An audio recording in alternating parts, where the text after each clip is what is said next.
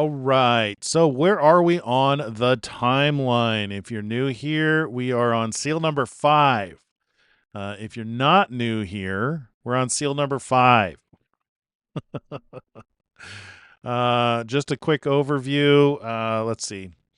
This sign, Revelation 12, occurred on 9/23/2017. It is so rare that it never happens. We've gone through the rarity on this show, looked at every occurrence in the past 5,000 years. This is the only one that matches the description of Revelation 12. A woman appeared in heaven clothed with the sun, meaning the sun was in the constellation, the moon under her feet, in pain to be delivered. Jupiter is in retrograde in her womb for 9 months. So obviously she's in pain to be delivered. And then there were 3 planets in the constellation above her head. Leo normally has 9 stars, but with the 3 planets, it made a crown of 12. So this is the anchor point that told us in 2017 to start watching. And so many people say, "Oh, you're a date setter," or you're one of those watchmen," as if to say derogatorily. Well, Jesus gave us a lot of information, a lot of details of what was going to happen before he returns, and told us to watch and gave us consequences if we did not watch. So there's no shame in watching. And in fact, in John 14:29, he said, "I tell you these things beforehand, so that when they begin to come to pass, you will believe." So there's a purpose in actually paying attention and watching. So this anchor point tells us to start watching. And after this anchor point, if you're reading in the book of Revelation, Revelation 4, a lot of people say it's describing the throne room, which it might be. I've never, I'm not saying that there's only one way to understand, the Revelation as it's written. There's definitely layers. Everybody sees that. Not only are there layers, but there's patterns.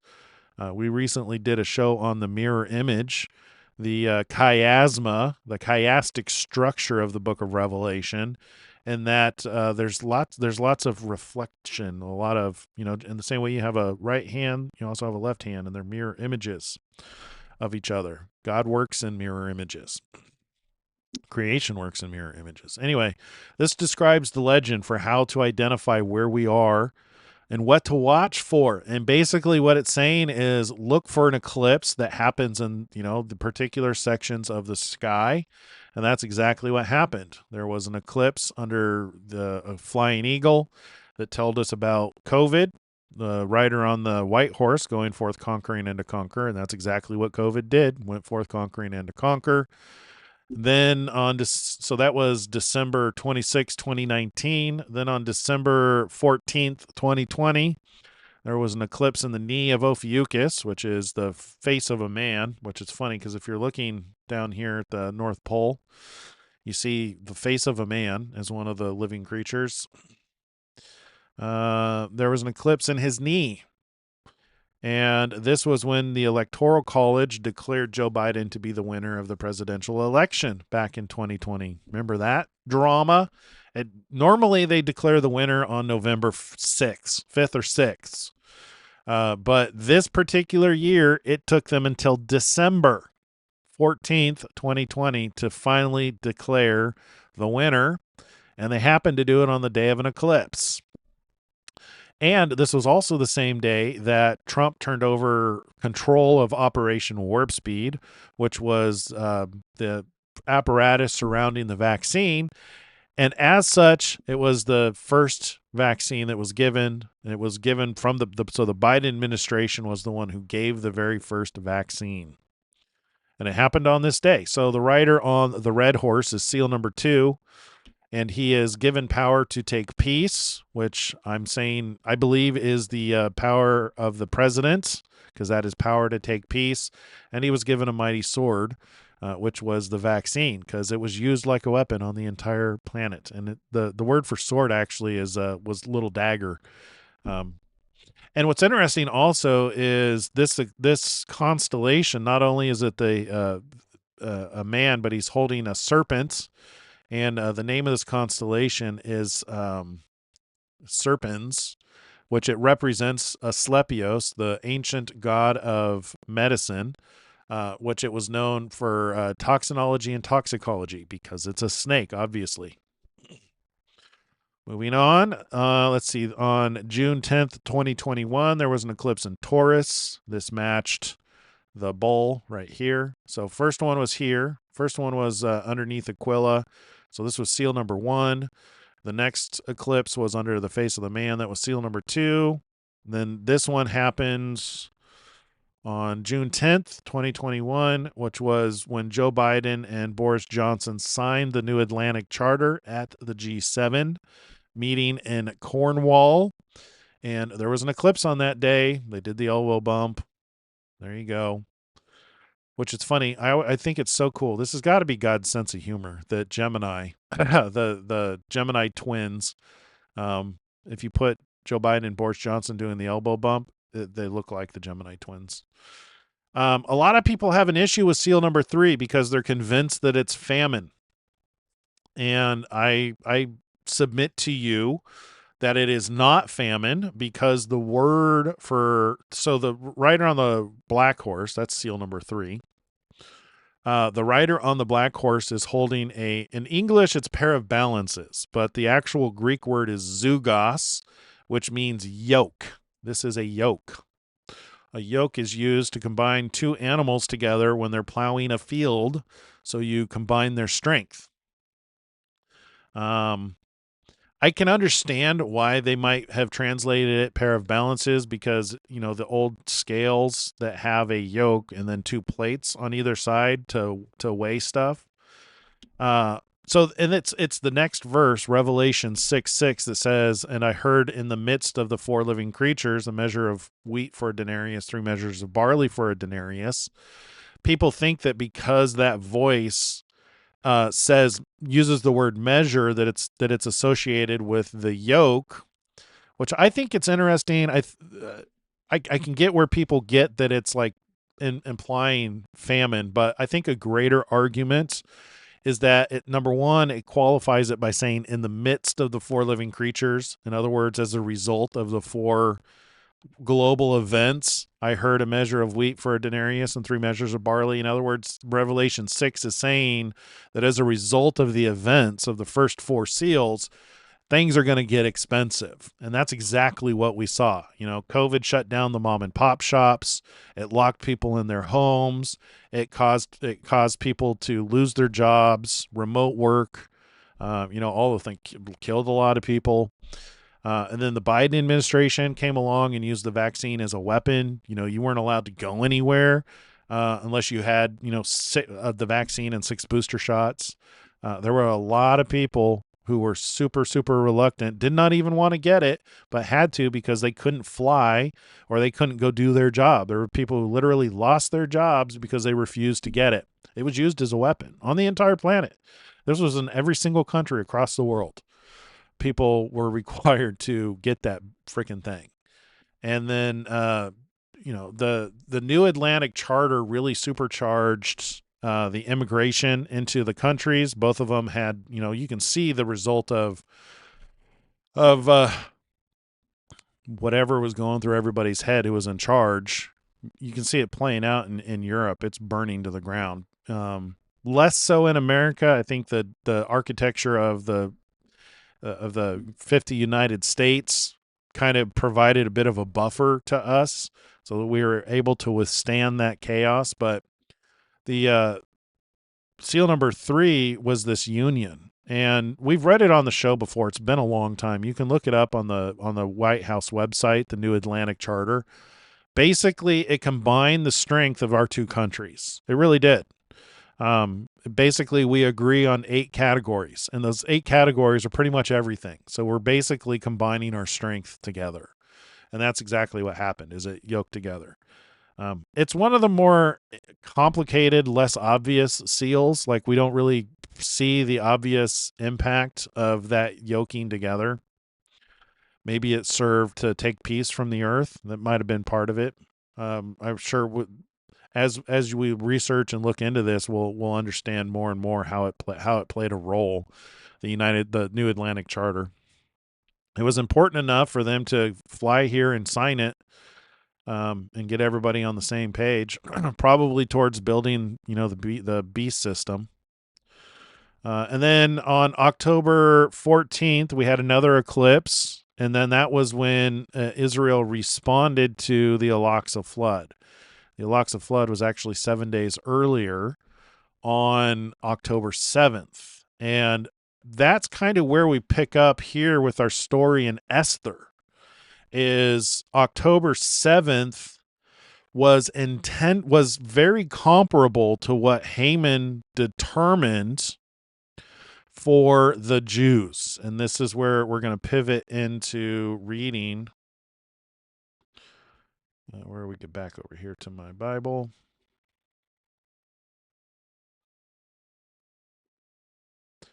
We're going to pivot into reading the book of Esther.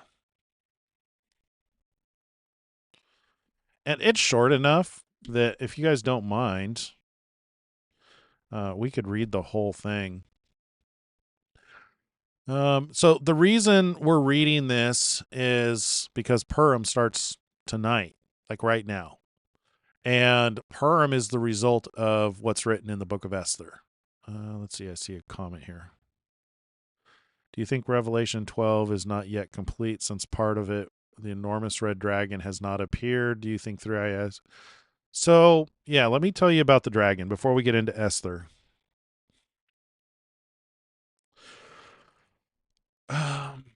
Let's read Revelation 12 so you can see this yourself.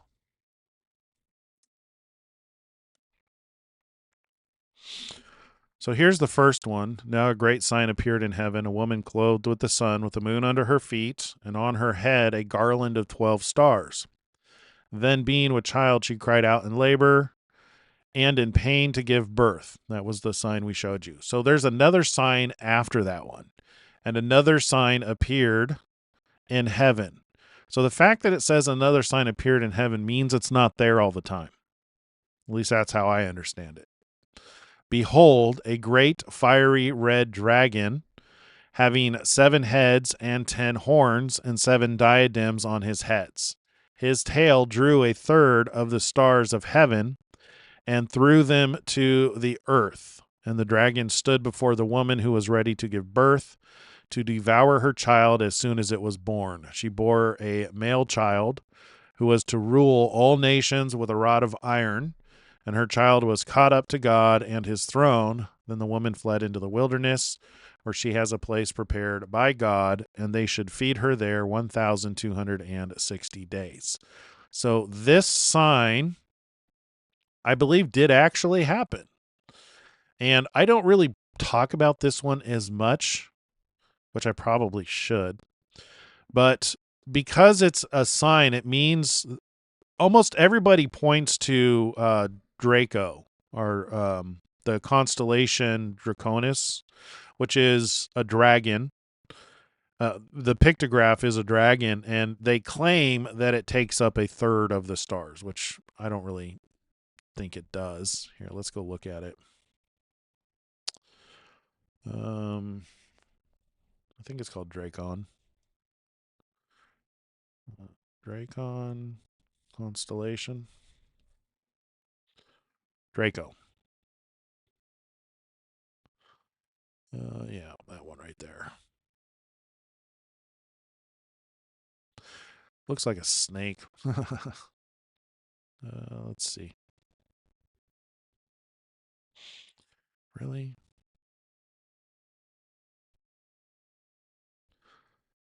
All right, so if you got Ursa Minor here, you got Draco here, between Ursa Major and Ursa Minor. I don't believe it really takes up a third of the stars. Like a third, people, they think it takes up a third of the stars of heaven, and that it casts a tail. Ultimately, the main thing is it is not in the path of the sun, and I think that's the most important thing, is the fact that it's not in the path of the sun. Oh, you know what we could do? We won't. That'll take me too much time. I think if I think I could just explain. It's not in the path of the sun, which there's something called the zodiac, or the ecliptic, or the Mazzaroth. They're all describing, their words for the same thing. Zodiac, ecliptic, and Mazzaroth are all talking about the path of the sun. So the sun goes through 12 different constellations. And that's how we know what month we're in. So depending on which constellation is clothed with the sun determines which month we're in. Because the sky is a clock. The sun, moon, and stars were set for signs, seasons, days, and years. So it's a clock, and it also indicates where we are in the timeline. So there's been if you really want to do an interesting experiment, go ask Grok to give you major events that happened on days of eclipses. You'll get an interesting list, and it's kind of a long list. Like going back thousands of years, interesting things happen on days of eclipses, which just goes to show God uses eclipses to mark important things, which is one of the reasons why I use them once I saw the Revelation 12 sign, to start looking for the seals being opened. Like we knew we were looking for events, and we needed to know the start and stop date. That's what the seals provide. Anyway, Draco is not in the ecliptic. The ecliptic has like Taurus. I can't move this. I was trying to move this around. Like Virgo, Leo, Cancer, Aquarius, Gemini. Right here is Gemini. So you can see like the sun here. The sun moves through this path right here. So Draco is not in the path of the sun. So it cannot be a sign that was there one time and that's not there but then is there. You know what I mean? So for that sign to be an actual sign, it has to be in the ecliptic. Well, I say all of that in order to make this point. The only thing that fits the description of a dragon is Cetus that's in the ecliptic. So Cetus is the only thing that can be a sign that appears in heaven. Now, on June 15th, 2022, there was a unique alignment to where all 6 planets, which it's interesting because today there's an alignment of all 6 planets. But if you laid out those, oh boy, I got a lot of fun slides in here, don't I? If you laid out those planets, so in Revelation 2 and 3, it talks about the 7 churches. If you take the order of those churches and you line them up with the planets from the sun, so like if you take Mercury and line it up with Ephesus, Venus with Smyrna, Earth, Mars, Jupiter, Saturn, Neptune, and Uranus, and you line it up with the churches, then the good churches are at the head here, and the bad churches are in the tail. So basically you have Ephesus, which the only thing that they got wrong was they need to return to their first love. Then you got Smyrna, which has nothing to repent from. And then you have Philadelphia, which has nothing to repent from. But then in the tail of the dragon here, you have Pergamos, Thyatira, and Laodicea. These are the bad ones. Pergamos has doctrinal issues. Thyatira has Jezebel issues. And Laodicea is, they're lukewarm. But then you got over here, you got Saturn, which is Sardis, which is the dead church. But what's interesting is 3 of them are in the tail. And I believe, so the stars, the planets were known as wandering stars. So one way you could read that with the his tail drew a third of the stars. So, and another sign appeared in heaven. Behold, a great red dragon having 7 heads and 10 horns and 7 diadems on his heads. His tail drew a third of the stars of heaven. Well, first, second, third could be a third of the stars of heaven, which is interesting because this challenges a lot of Christian beliefs. For eons, for as long as I've been alive, people have taught that this sign is when Lucifer was cast out of heaven and he took a third of the angels with him. Oddly enough, it doesn't say that. And it doesn't say that actually anywhere in the Bible. Uh, but but they assume here that the fiery red dragon is Satan and that his tail is bringing with him a third of the angels in heaven, which people like to quantify, could be millions and trillions of angels.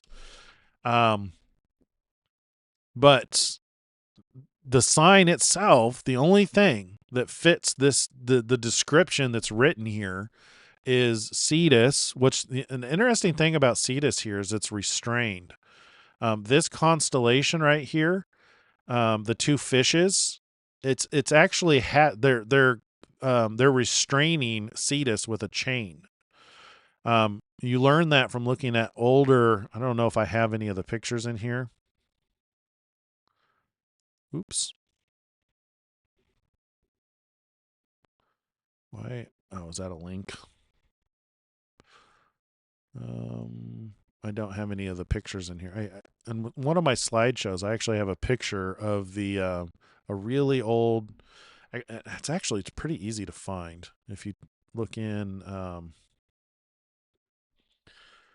Cetus pictograph.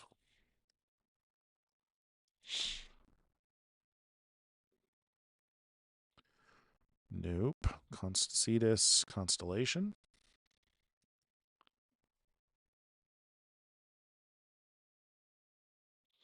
Cetus constellation artwork, maybe. Here you go.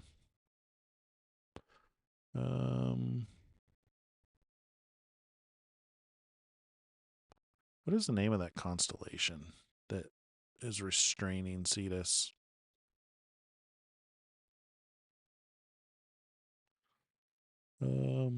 Pisces. Yeah, let's see if we can.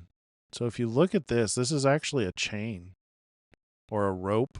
I guess in this one it's a rope, but in some of these pictographs, it's actually a chain to where it's like links. You could see the links in here. And so some of the older artwork has Pisces, these two fish, are chaining the dragon, which is an interesting visual imagery when it comes to that particular sign. I think it reinforces the fact that Cetus is probably the great red dragon that's referred to. And then as far as the 7 heads, 10 horns and stuff like that, there's enough stars in here. You've got like the 7 sisters right here, 10 stars in Taurus when combined with these guys.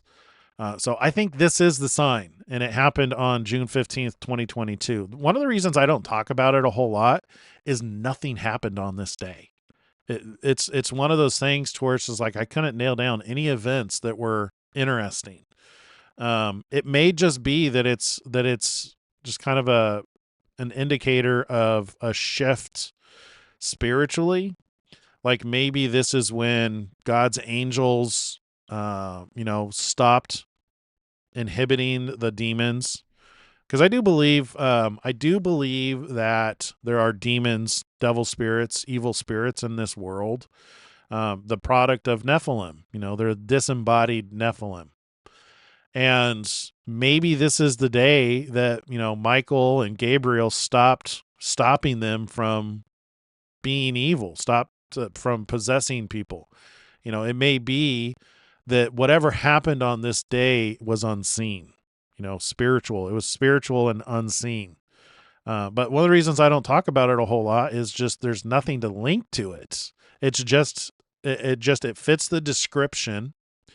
It fits the timeline, which if you look in the timeline over here, it happened. So you've got seal number 1, and then let's see. So seal number 1, seal number 2, seal number 3, and then you have that sign happened. It happened between seal number 3 and seal number 4. So it's like it happened in here somewhere. 2022. But yeah, I don't have anything to link it to. It's just a big fat unknown. If you guys can find anything that happened on June 15th, 2022, let me know.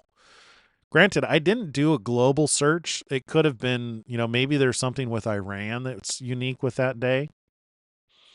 That could be. Anyway, so I think I've sufficiently described the eclipses. The eclipses, are what tell us when one of the seals on the from Revelation 6 were open. So seal number 1 was COVID. Seal number 2 was Biden. Seal number 3 was the New Atlantic Charter. Seal number 4 is 2 parts. The Al-Aqsa flood. This is the part that links us to Esther. Is the Al-Aqsa flood, number 1, the reason it happened 7 days before the eclipse. I believe this is unsubstantiated. This is a complete and total guess on my part. We have listened to a video of an Israeli intelligence officer talk about this, but and this also links to the abomination of desolation.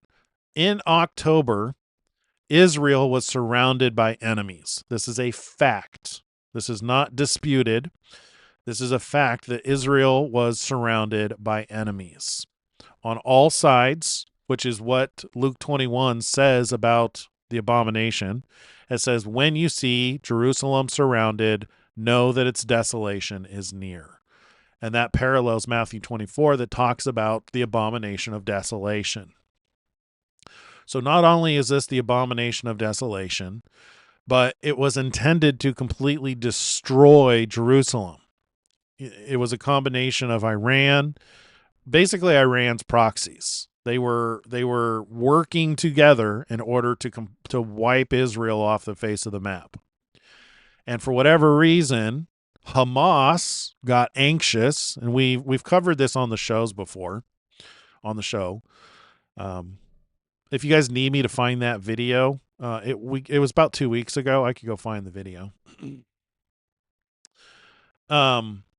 Needless to say, Hamas got anxious and they went in early. My guess is they went in 7 days early, and that the plan was for October 14th. Why else would God set it in the stars on October 14th? I mean, it could be for Operation Iron Sword. The intelligence officer said that Iran hadn't completely organized, but they were preparing to attack Israel. But Hamas got impatient for reasons. We've heard different explanations, like it was because of the red heifers. There's a couple of different excuses for why they went in early. Anyway, they went in early, and it was devastating. 1,200 people died, lost their lives. 250 were taken hostage. But it could have been way worse. It was intended to completely destroy Israel, but it didn't. I think that lines up with what we read in Revelation 12. So if you come back here where it talks about the sign, where the serpent goes after the woman. Oops. If you come down here a little bit. Now, when the dragon saw that he had been cast to the earth, he persecuted the woman who gave birth to the male child. But the woman was given 2 wings of a great eagle, that she might fly into the wilderness to her place, where she is nourished for a times and a half a time from the presence of the serpent. So the serpent spewed water out of his mouth like a flood after the woman. I think this is the Al-Aqsa flood. That he might cause her to be carried away by the flood, because that was the intention of the Al-Aqsa flood. It was intended to kill Israel, destroy Israel.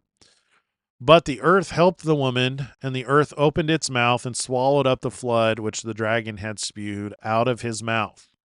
And that seems to be what happened with Hamas. They went in early, and as a result, it was only 1,200 people rather than everybody in Israel.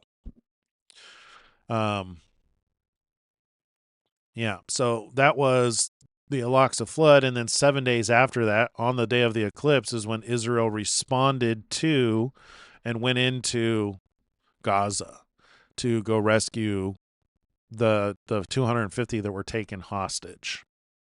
And it's entirely possible that this was the start of the Gog-Magog war, because it involved Iran, and there was a lot of destruction in Gaza. And when we were reading about Gog-Magog in Ezekiel 38, One of the key factors of the Gog Magog battle is the destruction. Remember, it's a feast for the animals. If you've seen pictures of Gaza, it was devastated. A lot of fighting over there. A lot of people died as a result of that battle between Israel and Hamas. They were dug in deep, and there was a lot of effort put into retrieving those hostages. Do you remember that? I mean, Hamas was literally like setting up in hospitals and schools, using their own citizens, the Gazans, as meat shields. It was terrible. But in the same way that Haman had to determine to completely kill the Jews, so did Iran. So the serpent did here too. So with that, now let's go back over and start reading Esther. All right. So it starts off here. Now it came to pass in the days of Ahasuerus. This was the Ahasuerus who reigned over 127 provinces from India to Ethiopia.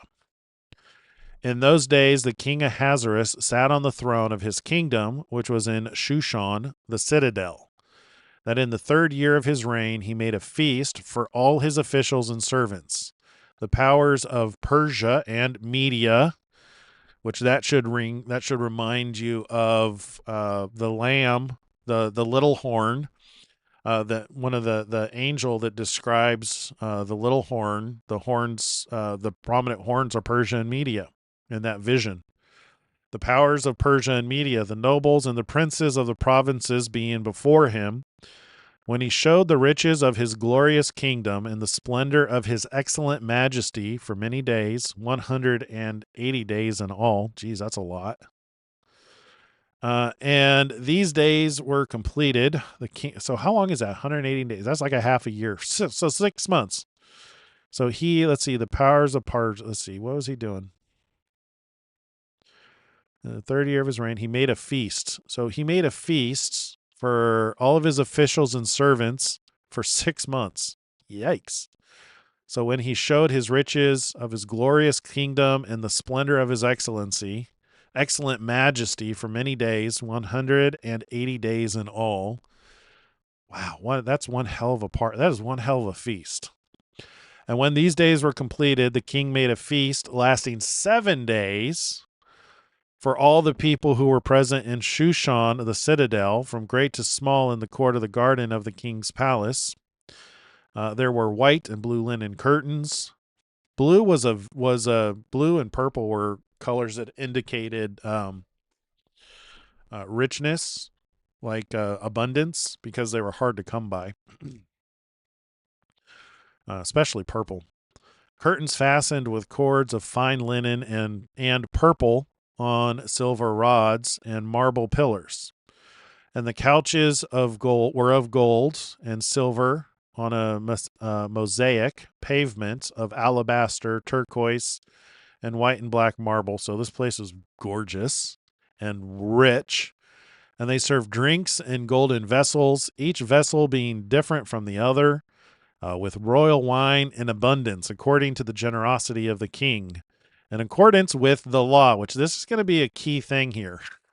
The law is very important throughout the book of Esther, and we're going to talk a lot about it. And drinking was not compulsory. In other words, you're here to party, but you don't have to get drunk. For so the king had ordered all the officers of his household that they should do according to each man's pleasure. Party if you want to, but know that you're under no obligation. So that's the scene here. Is basically he's showing off his riches, and he is rich. His kingdom covers 127 provinces, Persia and Media, from India to Ethiopia. So big landmass. He's the king over a lot. So he's rich. And he's showing it. I mean, like, how rich do you have to be to throw a party for 6 months? Anyway, so this is another party lasting a week. And you weren't required to drink. But this is where we get into Queen Vashti. Queen Vashti also made a feast for the women in the royal palace, which belonged to King Ahasuerus. On the 7th day, when the heart of the king was merry, so basically the last day of his feast, he's drunk, he commanded Mehuman, Biztha, Harbona, Bigtha, Abagtha, Zethar, and Carcass, 7 eunuchs, who served in the presence of King Ahasuerus, to bring Queen Vashti before the king, wearing her royal crown in order to show her beauty to the people and the officials, for she was beautiful to behold. So he's got a bunch of his friends there, and he wants to show off his queen, show his friends how beautiful she is. But Queen Vashti refused to come at the king's command brought by his eunuchs. Therefore, the king was furious, and his anger burned within him. Now, you might be tempted to wonder, why is this a big deal? Number one, why would she refuse to come, show the king's friends how beautiful she is? And number two, why would the king be so darn angry that she refused to come? I want to foreshadow the events of Esther. Had this not happened, the Jewish people would not have been saved. So you could read into this a little that this might have been a spiritual situation to where God was working in this situation, or at least knew this situation was going to happen, and used it in order to place Esther in the kingdom of Ahasuerus. So let's move on from here. Then the king said to the wise men who understood the times, for this was the king's manner towards all who knew law and justice. This king loved his law, and he enforced it relentlessly.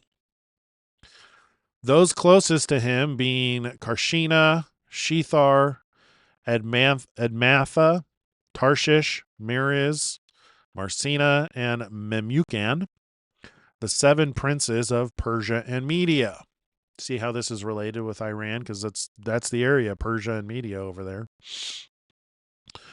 The 7 princes of Persia and Media who had access to the king's presence, which this was that was not everybody had access to the king during his reign. We'll learn more about that later in the story. And who ranked highest in the kingdom. What shall we do with Queen Vashti? According to law, because she did not obey the command of King Ahasuerus brought to her by the eunuchs. In other words, there's some punishment that needs to be handled because she broke the law. And Memucan answered before the king and the princes, Queen Vashti has not only wronged the king, but also all the princes and all the people who are in all the provinces of King Ahasuerus. For the queen's behavior will become known to all women, so that they will despise their husbands in their eyes when they report. King Ahasuerus commanded Queen Vashti to be brought in before him, but she did not come. This very day the noble ladies of Persia and Media will say to all the king's officials that they have heard of this behavior of the queen. In other words, this guy is making an argument that she set a precedent that women don't have to obey their husbands in his land, which I'm sure there's a lot more to it than that, but that's the too long didn't read of the situation. Thus there will be excessive contempt and wrath. You have to remember this is a different culture than our culture. The feminist movement hadn't happened.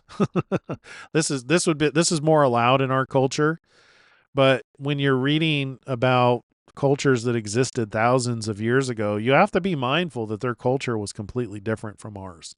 This was not something that was allowed. There will be excessive contempt and wrath. If it pleases the king, let a royal decree go out from him, and let it be recorded into the laws of Persians and Medes, so that it will not be altered, that Vashti shall come no more before King Ahasuerus, and let the king give her royal position to another who is better than she. When the king's decree which he will make is proclaimed throughout all the empire, for it is great, kind of like a Trump moment there. For it is great, a great empire. All wives will honor their husbands, both great and small. And the reply pleased the king and the princes, and the king did according to the word of Memucan. Then he sent letters to all the king's provinces, to each province in its own script, and to every people in their own language, that each man should be the master in his own house and speak in the language of his own people. Interesting. Yeah.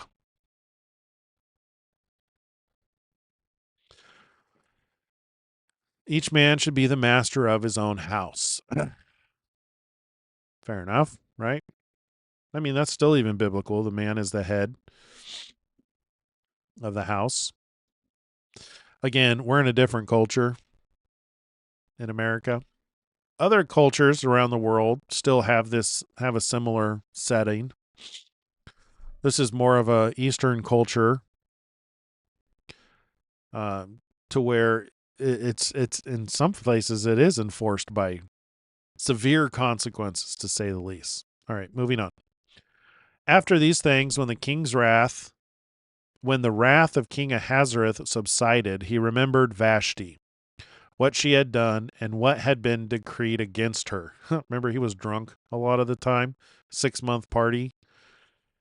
Drinking is optional. I'm sure he did his fair share of drinking, but here he is. He remembered Vashti, what she had done, and what had been decreed against her. Then the king's servants who attended him said, "Let beautiful young virgins be sought for the king, and let the king appoint officers in all the provinces of his kingdom, that they may gather all the beautiful young virgins to Shushan the citadel, into the women's quarters, under the custody of Hegai, the king's eunuch, custodian of the women, and let beautiful preparations be given to them. Then let the young woman who pleases the king, be queen instead of Vashti."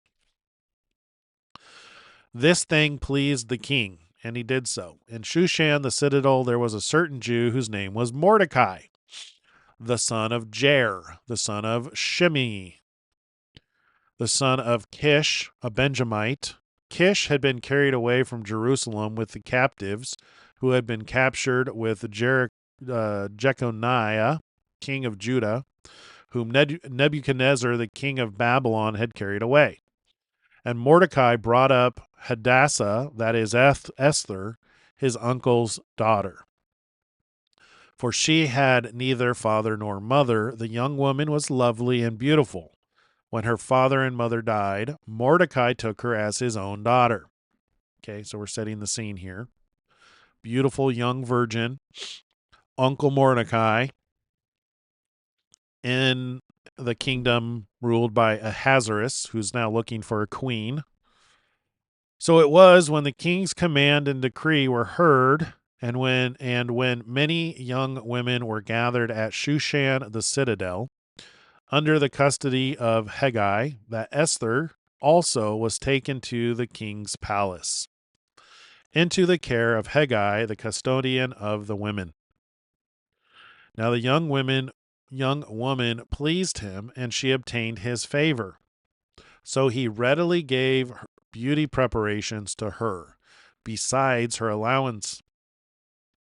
Then 7 choice maidservants were provided for her from the king's palace, and he moved her and her maidservants to the best place in the house of the women.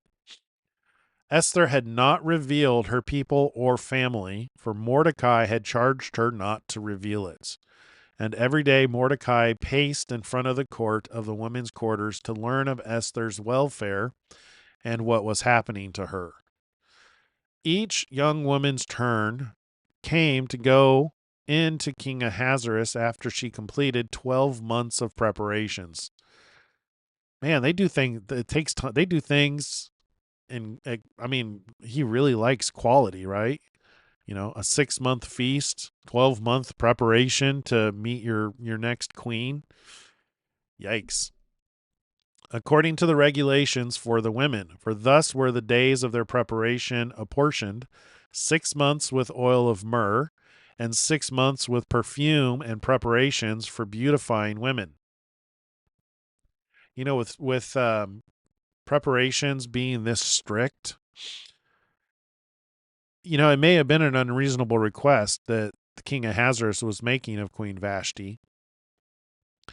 Just to show her off. That way, I mean, like, maybe she wasn't prepared.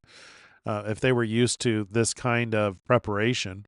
Anyway, that's just speculation. 6 months of oil with 6 months with oil of myrrh, 6 months with perfumes and preparations for beautifying women. Thus prepared, each woman went to the king, and she was given whatever she desired to take with her from the women's quarters to the king's palace. In the evening she went, and in the morning she returned to the second house of the women, to the custody of Shashgaz, the king's eunuch who kept the concubines.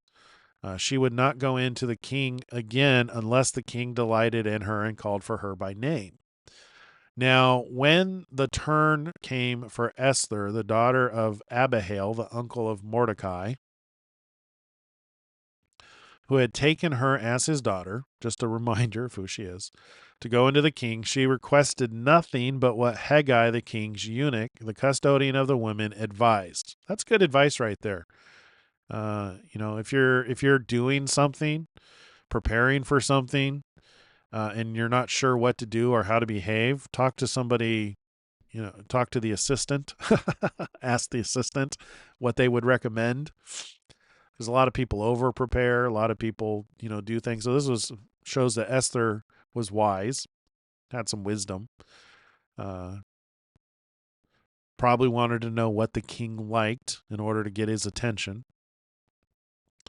And Esther obtained favor in the sight of all who saw her. So Esther was taken to King Ahasuerus into his royal palace in the 10th month, which is the month of Tebeth, in the 7th year of his reign. The king loved Esther more than all the other women, and she obtained grace and favor in his sight more than all the virgins. So he set the royal crown upon her head and made her queen instead of Vashti. Then the king made a great feast, the feast of Esther, for all his officials and servants, and he proclaimed a holiday in the province and gave gifts according to the generosity of a king, which we know from the beginning of the story just how generous that is. The last party second to last party lasted 6 months, and then it lasted 7 days. So, dude's pretty rich. When virgins were gathered together a second time, Mordecai sat with the king's gate. Now Esther had not revealed her family and her people, just as Mordecai had charged her, for Esther obeyed the command of Mordecai, as when she was brought up by him. In those days, while Mordecai sat within the king's gate, 2 of the king's eunuchs, Bigtha and Teresh, doorkeepers, became furious and sought to lay hands on King Ahasuerus. So the matter became known to Mordecai, who told Queen Esther, and Esther informed the king in Mordecai's name. And when an inquiry was made into the matter, it was confirmed, and both were hanged on a gallows. In other words, 2 of the eunuchs wanted to kill the king. Mordecai found out, told Esther, who told the king, who credited Mordecai, and then had those 2 who wanted to kill him hanged. And it was written in the book of the Chronicles in the presence of the king. So they recorded it, which is important for later on. After these things, King Ahasuerus promoted Haman. This is our villain, the son of Hammedatha, the Agagite, and advanced him and set his seat above all the princes who were with him. And all the king's servants who were within the king's gate bowed and paid homage to Haman. Haman was the deep state in this case. Haman was the reason bad stuff was attributed to the king. So we'll see. For so the king had commanded concerning him, but Mordecai would not bow or pay homage. Then the king's servants who were within the king's gate said to Mordecai, "Why do you transgress the king's command?" Now it happened, when they spoke to him daily, that he would not listen to them.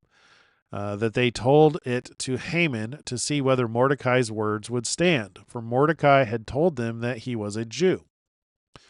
When Haman saw that Mordecai did not bow or pay homage, Haman was filled with wrath. You know, this is a theme throughout the Bible about bowing or paying homage to, this is one of the things about the seven churches, one of the common things about the seven churches that are talked about in the book of Revelation is during the time that they formed, there was a general requirement to declare Caesar as God.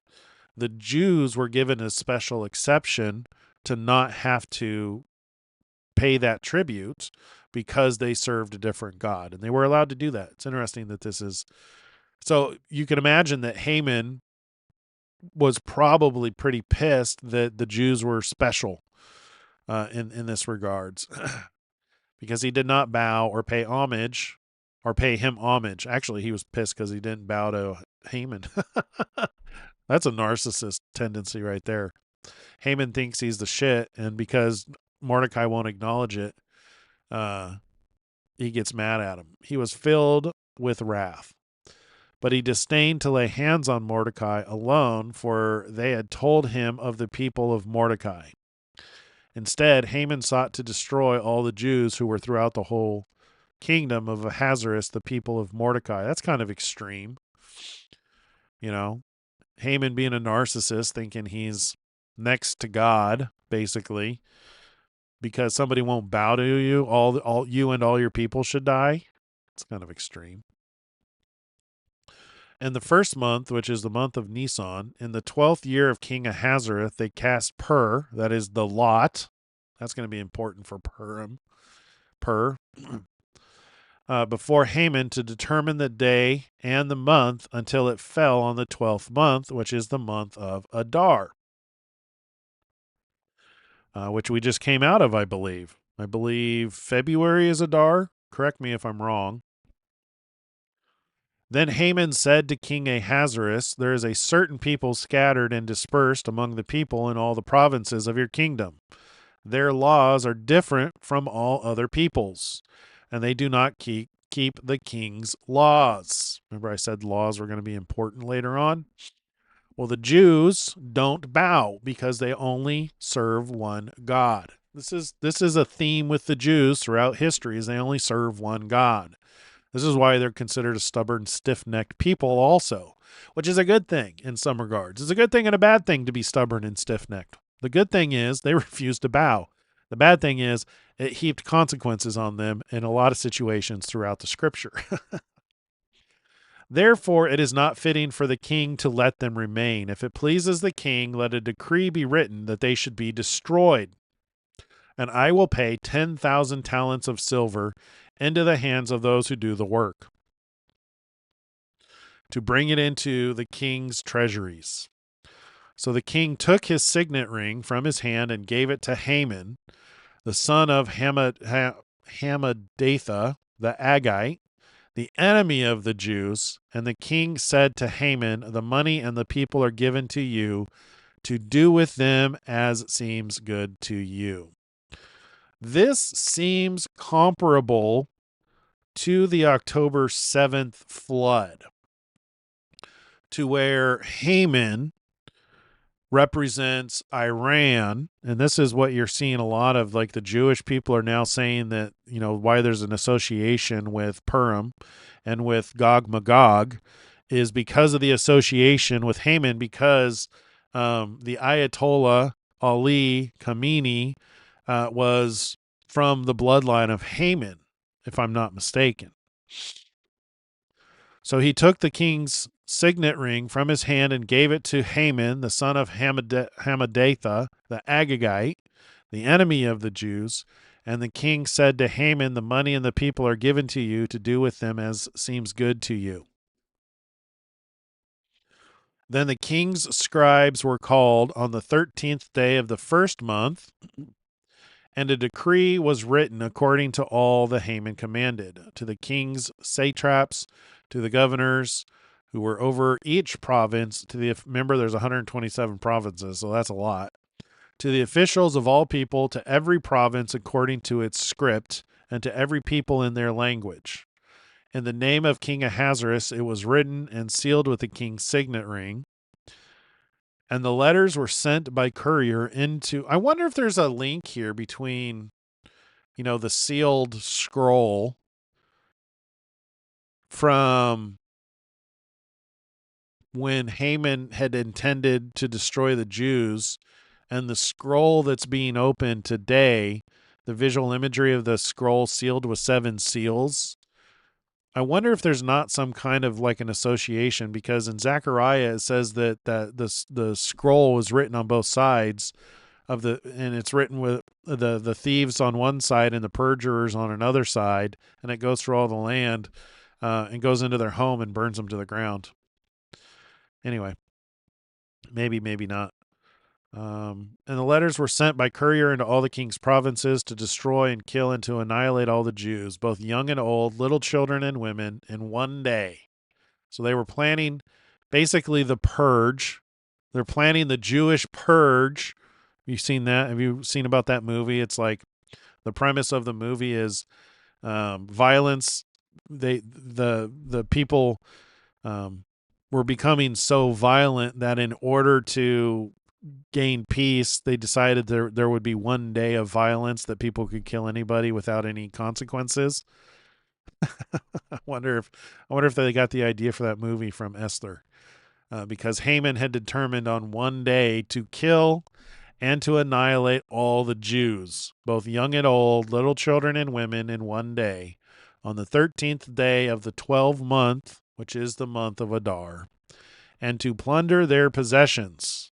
A copy of the document was to be issued as law in every province, being published for all people, that they should be ready for that day. The couriers went out, hastened by the king's command, and the decree was proclaimed in Shushan the citadel.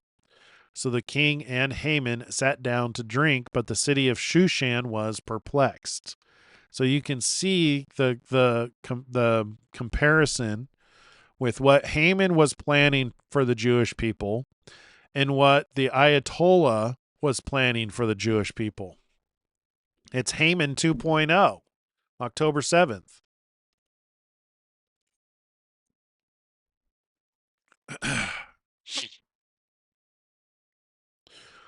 Meanwhile, when Mordecai learned all that had happened, he tore his clothes and put on sackcloth and ashes, and went out into the midst of the city. He cried out with a loud voice, loud and bitter cry.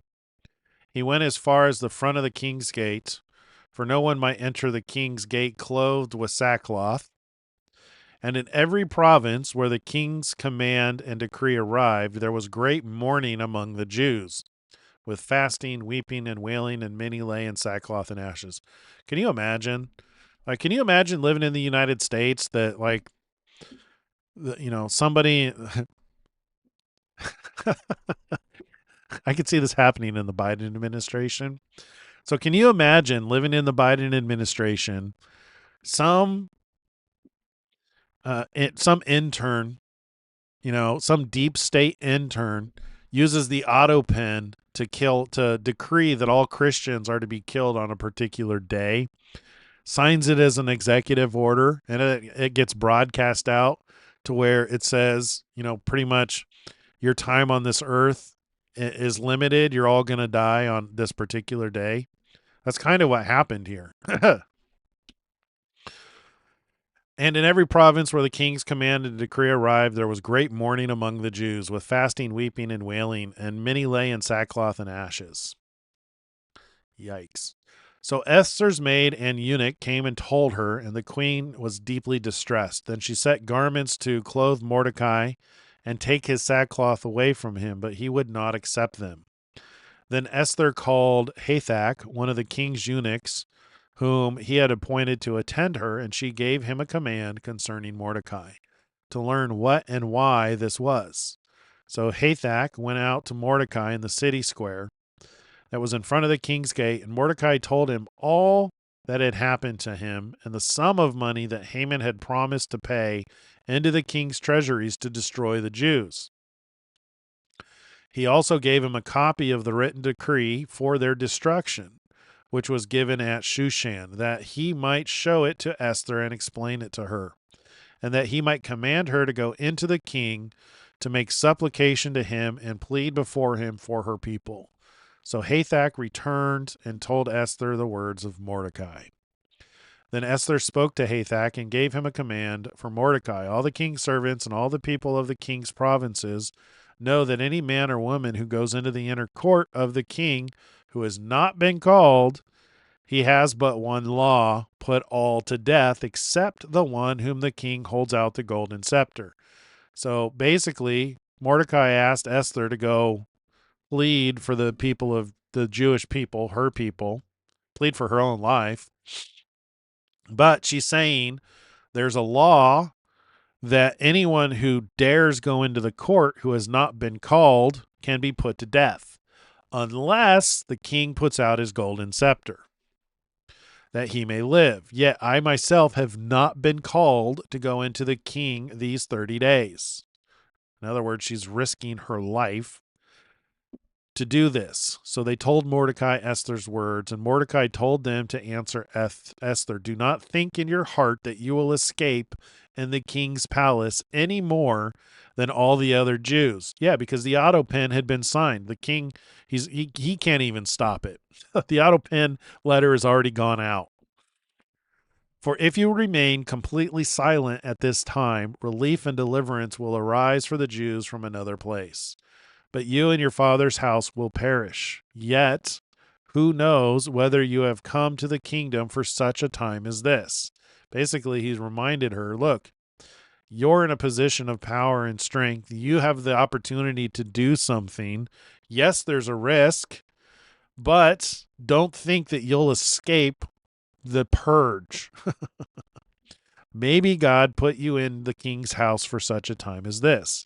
Remember, I said at the very beginning, it's interesting that all Vashti did was refuse to go show off her beauty to the king, and she was replaced. For whatever reason, God used that situation to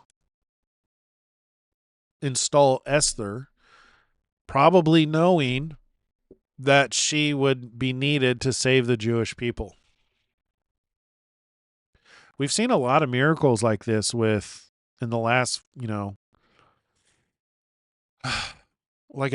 everything that's gone on and happened. Like, can you imagine if Trump had never been elected? Clearly God intended for him to be president for such a time as this. Then Esther told them to reply to Mordecai, go gather all the Jews who are present in Shushan and fast for me. Neither eat nor drink 3 days, night or day. My maids and I will fast likewise. And so I will go to the king, which is against the law, and if I perish, I perish. So Mordecai went his way and did according to all that Esther commanded him. Now it happened on the 3rd day that Esther put all of her royal robes and stood in the inner courts of the king's palace, across from the king's house, while the king sat on his royal throne in the royal house, facing the entrance of the house. So it was, when the king saw Queen Esther standing in the court, that she found favor in his sight, and the king held out to Esther the golden scepter that was in his hand. Then Esther went near and touched the top of the scepter. And the king said to her, so basically, risk number 1 completed, demolished. She didn't die. He held out his scepter. She gets to live. And the king said to her, what do you wish? Queen Esther, what is your request? It shall be given to you up to half the kingdom. It's pretty generous. So Esther answered, this is the story of Esther here. There's a lot of wisdom to be learned. A lot of people like to vomit information. She was very careful with sharing information. Number 1, she didn't tell people she was Jewish. And number 2, when she completed the first challenge of not dying by going into the king's royal courtroom, she didn't just vomit information. we're going to see that she was quite wise in how she handled this. So Esther answered, "If it pleases the king, let the king and Haman come to a banquet that I have prepared for him." Then the king said, "Bring Haman quickly, that he may do as Esther has said." So the king and Haman went to the banquet that Esther had prepared. At the banquet of wine. So basically, she just said, why don't we have drinks tonight? Bring your friend Haman. At the banquet of wine, the king said to Esther, "What is your petition? It shall be granted you. What is your request? Up to half the kingdom, it shall be done." So basically, he's still offering, and I'm sure there's some precedence here, and that's probably the reason why. If you were to go into the courtroom having not been called, there may have been a law that you were allowed to ask for something. So by extending the golden scepter, he's allowing her to make her request. So that request is a really big deal, and she's not squandering the opportunity. So her first request was, "Let's have drinks with you and Haman at a banquet that I'll prepare tonight." She probably was unsure what to do at this point. God was probably working in her to stall a little bit so that he can get things situated. I kind of see that with what happened with like the election. you know, by Donald Trump constantly saying that the election had been stolen, it really planted the seeds for the Trump derangement syndrome with some people, making fun of him, stuff like that. I see this similar thing happen throughout. I've seen it happen throughout the decades, where, and even in my own life, where you're approaching a situation, you don't know exactly what to do, so you do the best you can for that moment, and if things don't work out, you don't give up hope and stop trying. You come back, you reevaluate, and then you go back at it, and then you realize that things happened exactly the way they needed to happen. It's really a good exercise in trusting God. Anyway, at the banquet of wine, the king said to Esther, "What is your petition? It shall be granted you. What is your request? Up to half the kingdom, it shall be done." Then Esther answered and said, "My petition and request is this, that if I have found favor in the sight of the king, and if it pleases the king to grant my petition and fulfill my request, then let the king and Haman come to the banquet that I will prepare for them, and tomorrow I will do as the king has said." In other words, we've had drinks tonight, but I want for the request that I have, I'm not ready to make the requests. Let's do another banquet tomorrow, and then I'll do as you've said. I'll let you know my requests. So this is where Haman starts to his narcissistic mentality really starts to take hold and work against him. So Haman went out that day joyful and with a glad heart. Yeah, he's been drinking. And when Haman saw Mordecai in the king's gate, and that he did not stand or tremble before him, such a narcissistic, demanding worship mentality, he was filled with indignation against Mordecai. Kind of makes you wonder how much of that influences our world today.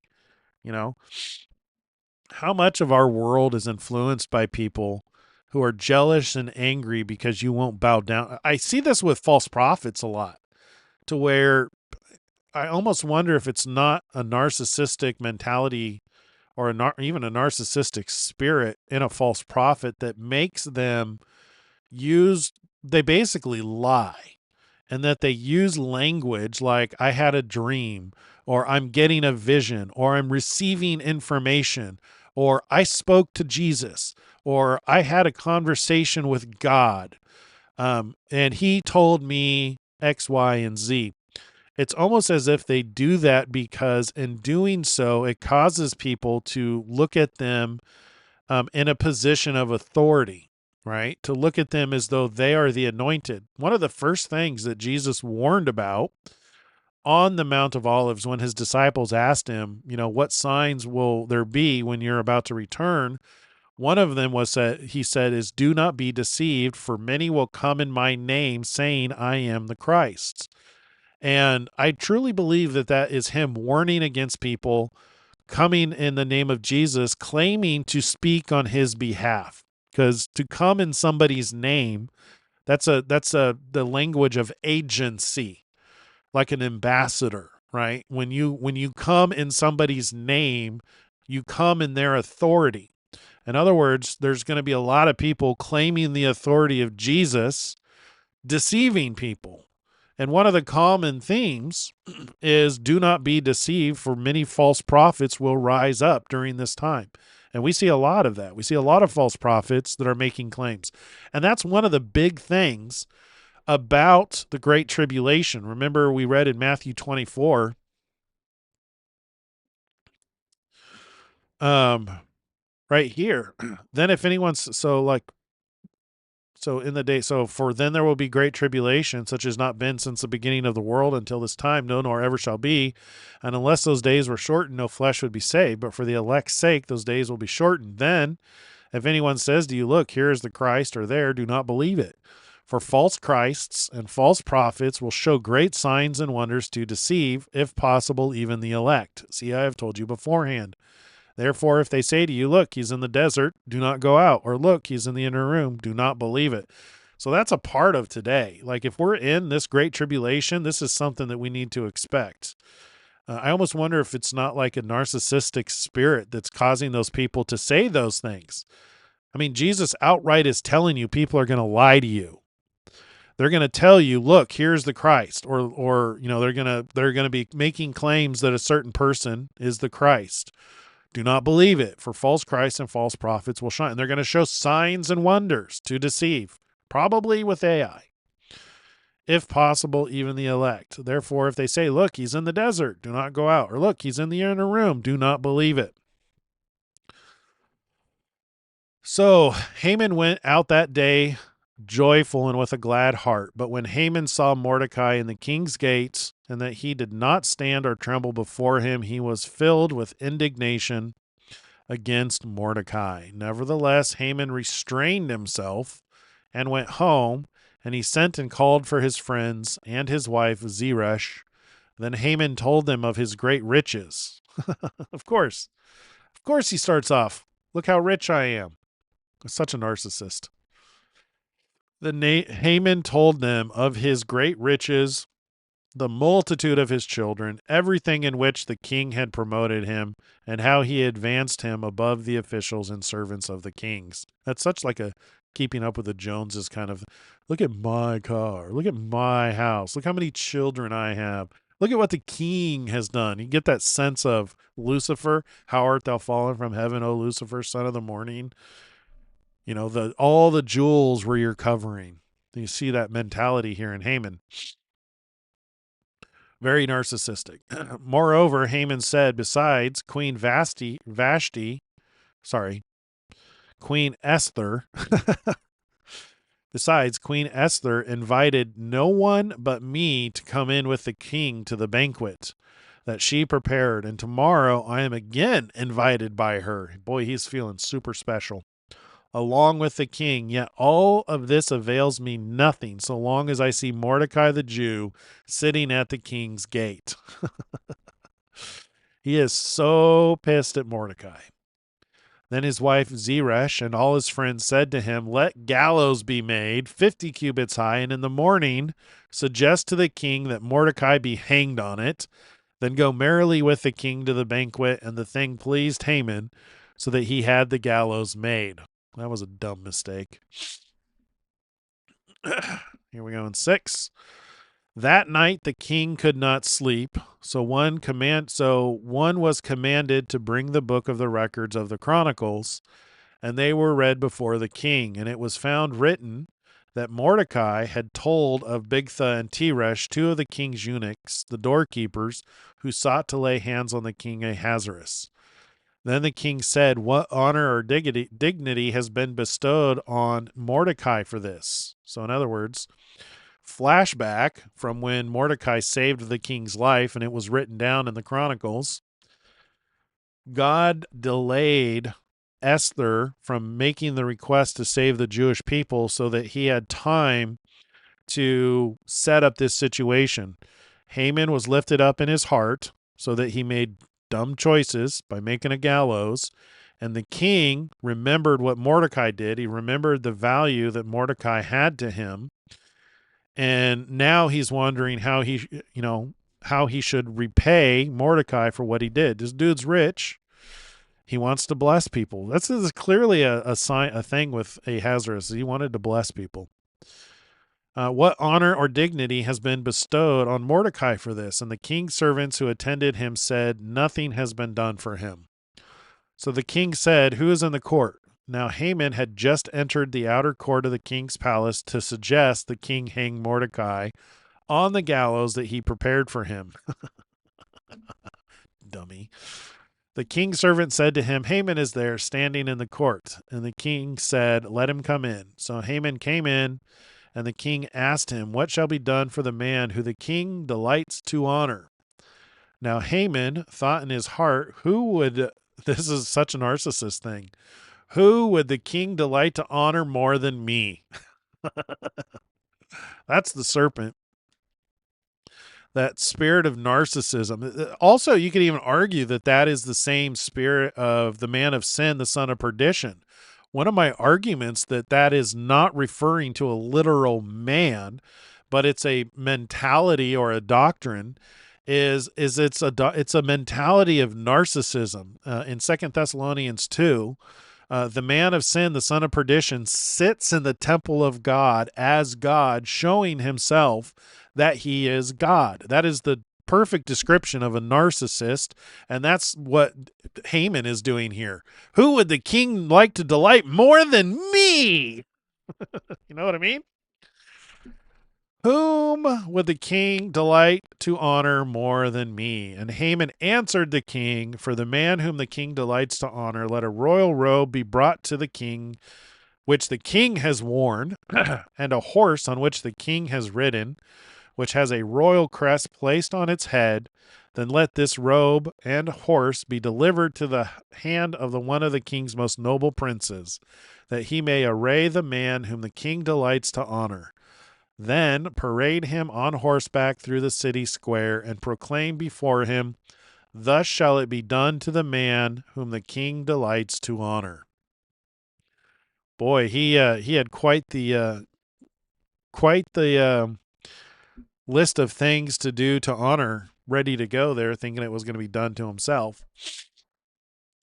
Then the king said to Haman, hurry, take the robe, the horse, as you suggested, and do so for Mordecai, the Jew, who sits within the king's gate. Leave nothing undone of all that you have spoken.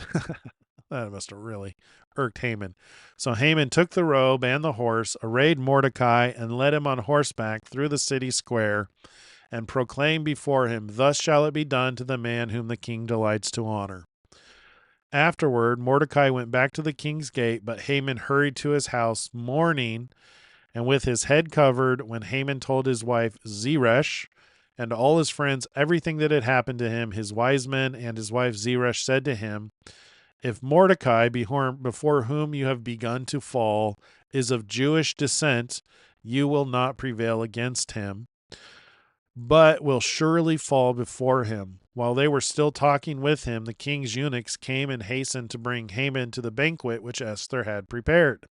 Dun, dun, dun. So the king and Haman went to dine with Queen Esther. And on the second day, at the banquet of wine, the king again said to Esther, what is your petition, Queen Esther? It shall be granted to you. And what is your request? Up to half of the kingdom it shall be done. Then Queen Esther answered and said, if I have found favor in your sight, O king, and if it pleases the king, let my life be given me at my petition, and my people at my requests. For we have been sold, my people and I, to be destroyed, to be killed, and to be annihilated. This is what happened with the Jews on October 7th. They had been sold to be killed, destroyed, and annihilated. Had we been sold as male and female slaves, I would have held my tongue, although the enemy could never compensate for the king's loss. So King Ahasuerus answered and said, Queen Esther, who is he, and where is he, who would dare presume in his heart to do such a thing? And Esther said, the adversary and enemy is this wicked Haman. So Haman was terrified before the king and the queen. Then the king arose in his wrath. You can see the justice coming. This is kind of what it felt like when this weekend, when we went into Iran to take out Haman. So Haman was terrified before the king and queen. And the king arose in his wrath from the banquet of wine and went into the palace garden. But Haman stood before Queen Esther, pleading for his life, for he saw the evil was determined against him by the king. And not really evil, just that his days were just more like judgment was determined against him for the things which he had done against God's people. This is why you don't mess with God's people. When the king returned from the palace garden to the place of the banquet of wine, Haman had fallen across the couch where Esther was. Boy, Haman just cannot win. Then the king said, "Will he also assault the queen while I'm in the house?"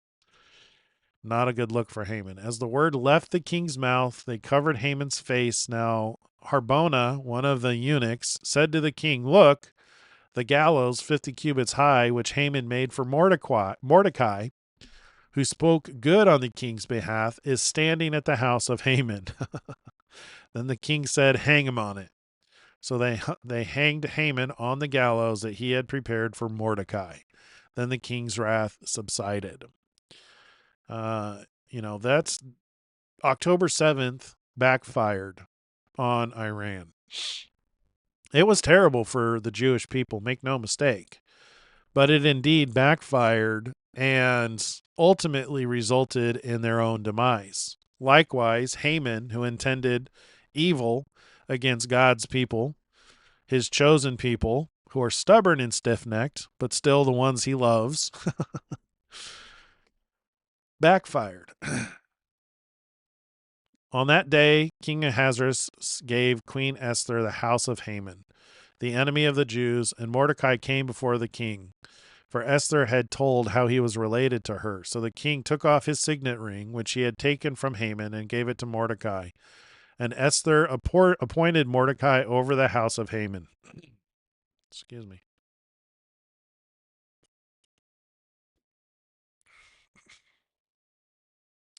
Now Esther spoke again to the king, fell down at his feet, and implored him with tears to counteract the evil of Haman the Agagite, and the scheme which he had devised against the Jews. And the king held out the golden scepter towards Esther. So Esther arose and stood before the king and said, "If it pleases the king," and if so, this is the second time she's gone in and risked her life. It kind of goes unsaid here, but she did the same thing to where she went into the king having not been called. He could have had her killed, but instead he held out the golden scepter, which why not? Mordecai saved the king's life, and they rooted out this evil Haman who had intended to kill the Jews in his kingdom, whom the king delights to honor. And the king held out the golden scepter towards Esther. So Esther arose and stood before the king and said, "If it pleases the king, and if I have found favor in his sight, and the thing seems right to the king, and I am pleasing in his eyes, let it be written to revoke the letters devised by Haman. Cancel the auto pen." Trump did that. "The son of Hammedatha the Agagite, which he wrote to annihilate the Jews who are all in the king's provinces. For how can I endure to see the evil that will come to my people? Or how can I endure to see the destruction of my countrymen?" Then King Ahasuerus said to the Queen Esther and Mordecai the Jew, "Indeed, I have given Esther the house of Haman, and they have hanged him on the gallows because he tried to lay his hands on the Jews. You yourselves write a decree concerning the Jews as you please, in the king's name, and seal it with the king's signet ring. For whatever is written in the king's name and sealed with the king's signet ring, no one can revoke." So the king's scribes were called at that time in the 3rd month, and in the month of Sivan, on the 23rd day. And it was written, according to all that Mordecai commanded, to the Jews, to the satraps, the governors, and the princes of the provinces, from India to Ethiopia, 127 provinces in all, to every province in its own script, to every people in their own language, and to the Jews in their own script and language. And he wrote in the name of King Ahasuerus, sealed it with the king's signet ring, and sent letters by couriers on horseback, riding on royal horses, bred from swift steeds. That's an interesting note. Riding on royal horses that were really fast, bred from swift steeds.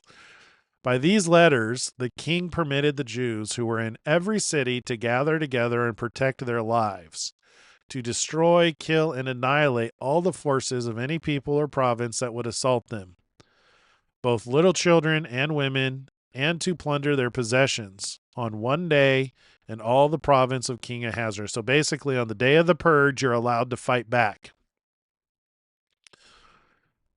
On one day in all the provinces of King Ahasuerus, on the 13th day of the 12th month, which is the month of Adar. A copy of the document was to be issued as a decree in every province and published for all people, so that the Jews would be ready on that day to avenge themselves on their enemies. The couriers, who rode on royal horses, went out, hastened, and pressed on by the king's command, and the decree was issued in Shushan the citadel. So Mordecai went out from the presence of the king in the royal apparel of blue and white, with a great crown of gold and garment of fine linen and purple, and the city of Shushan rejoiced and was glad. The Jews had light and gladness, joy and honor, and in every province and city, wherever the king's command and decree came, the Jews had joy and gladness, a feast and a holiday. Then many of the people of the land became Jews, because fear of the Jews fell upon them. That might be a sign of the end times here. The Jews are God's chosen people. Make no mistake, it's very clear. Jesus was a Jew, so you're claiming to become like Jesus. Dun, dun, dun. All right.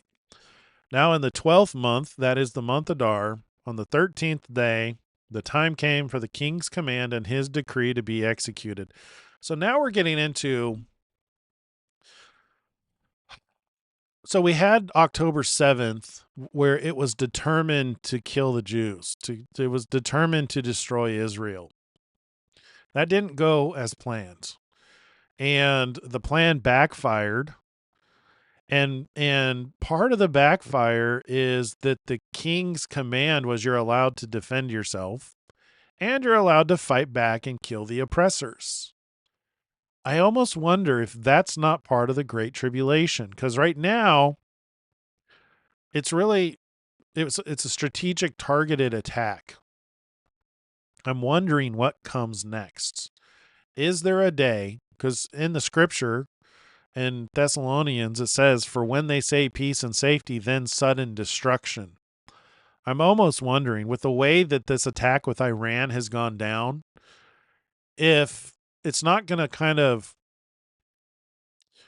wind down to where they say peace and safety, and then there's not some kind of an attack. Like, is there a day that has been written by the king's command? So like maybe the Ayatollah. Has the Ayatollah set a day?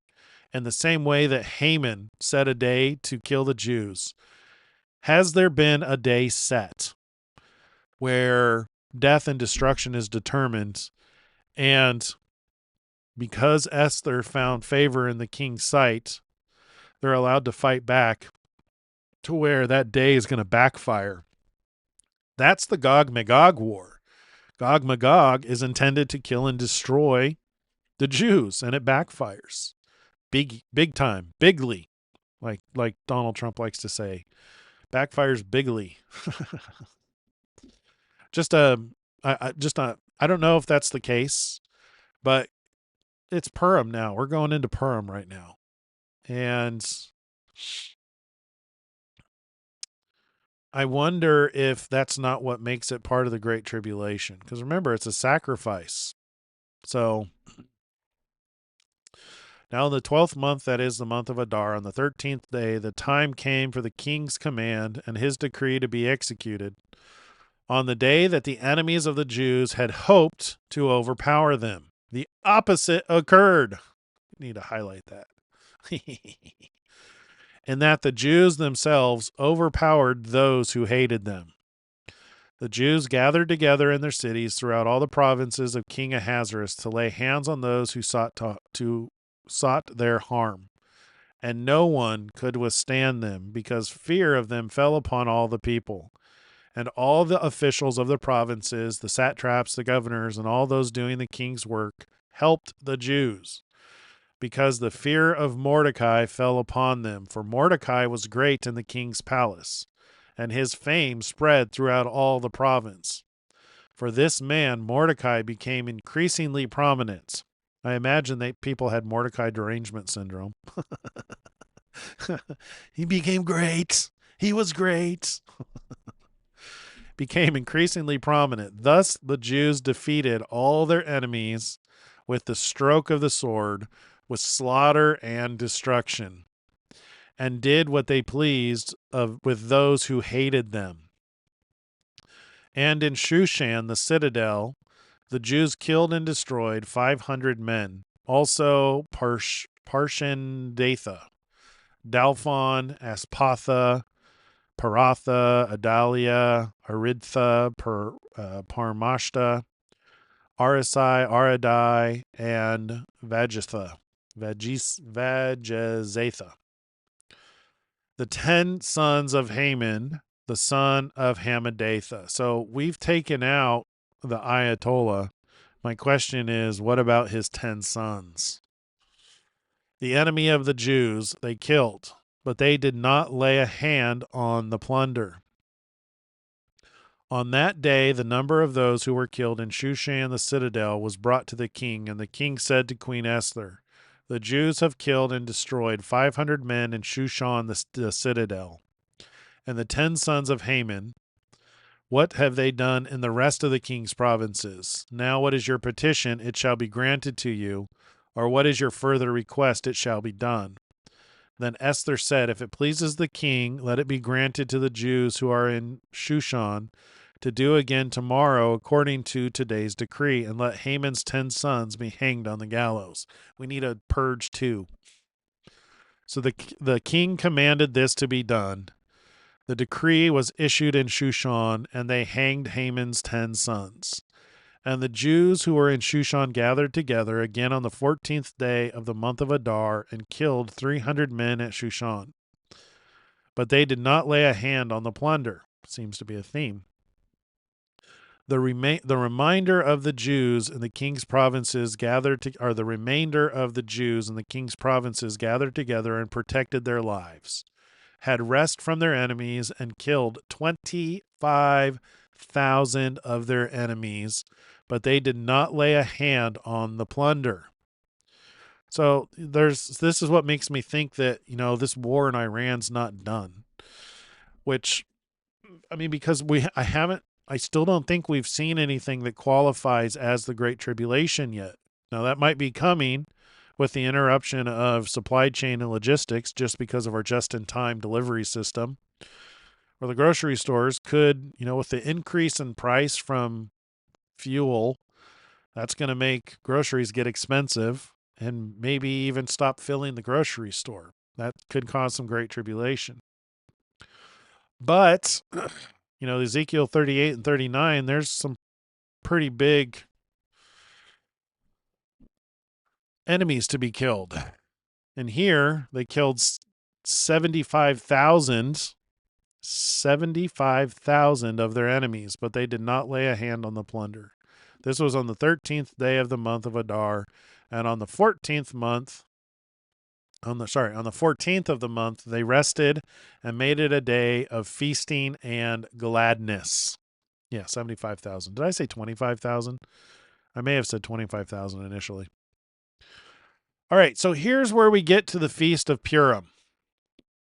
But the Jews who were at Shushan assembled together on the 13th day, as well as on the 14th, and on the 15th of the month they rested, and made it a day of feasting and gladness. Therefore the Jews of the villages who dwelt in the unwalled towns, this is a link to Ezekiel 38 and 39, how the unwalled towns celebrated the 14th day of the month of Adar with gladness and feasting as a holiday, and for sending presents to one another.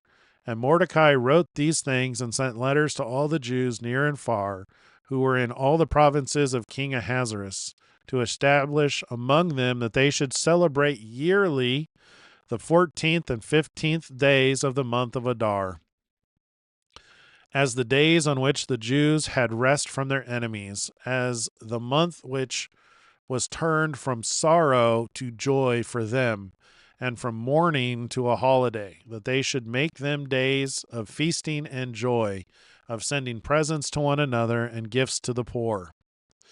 You know, it's interesting, sending gifts to one another. That's the same thing that happens when the two witnesses are killed. All those who were tormented sent gifts to one another. Seems to be a theme. So the Jews accepted the custom which they had begun, as Mordecai had written to them, because Haman, the son of Hammedatha, the Agagite, the enemy of all the Jews, had plotted against the Jews to annihilate them, and had cast Pur, that is the lot, to consume them and destroy them.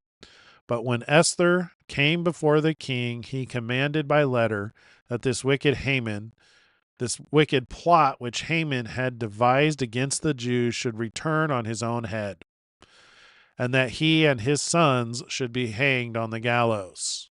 So they called these days Purim. After the name Pur. Therefore, because all the words of this letter, what they had seen concerning this matter, and what had happened to them, the Jews established and opposed it upon themselves and their descendants, and all who would join them, that without fail they should celebrate these 2 days every year, according to the written instructions and according to the prescribed time, that these days should be remembered and kept throughout every generation, every family, every province, and every city, that these days of Purim should not fail to be observed among the Jews, and that the memory of them should not perish among their descendants. Then Queen Esther, the daughter of Abihail, with Mordecai the Jew, wrote with full authority to confirm this second letter about Purim. And Mordecai sent letters to all the Jews, to the 127 provinces of the kingdom of Ahasuerus, with words of peace and truth, to confirm these days of Purim at their appointed time, as Mordecai the Jew and Queen Esther had prescribed for them, and as they decreed for themselves and their descendants concerning matters of their fasting and lamenting. So the decree of Esther confirmed these matters of Purim, and it was written in the book. And King Ahasuerus imposed tribute on the lands and on the islands of the sea.